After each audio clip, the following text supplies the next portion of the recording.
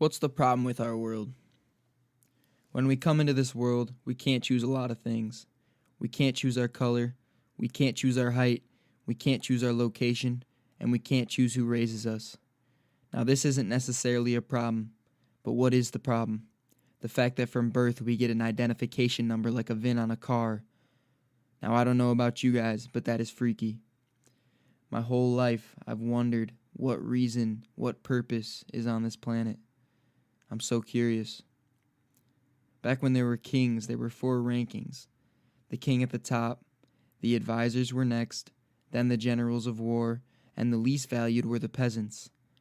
Now, if you take that model and apply it to our modern society, we are laid out the same way. There's always a top, middle, and bottom. The sad part is, the bottom is normally doing all the heavy lifting. Imagine 3 men on top of each other. The bottom man is shaky and in pain. The middle man is doing okay, but still holding the top up, and the top man has to worry about the people under him keeping steady, or he will fall. This is why we are all slaves and disposable to our countries. At this point, we all know 9/11 was a hoax. It was rigged. The U.S. really sacrificed millions of lives just so they could control its citizens more. It's so obvious. I mean, think about it. The U.S. wanted to impose travel restrictions and safety measures for quite some time before 9/11. It didn't work. So what do? Well, they just stage a hijacking and scare the shit out of its citizens, so we're forced to comply. Just like COVID, which isn't much worse than the common cold, they locked us in our homes for almost 2 years depending on location.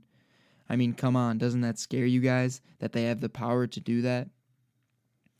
And before you start hating, go look into the mirror and ask yourself if any of the thoughts you have are original.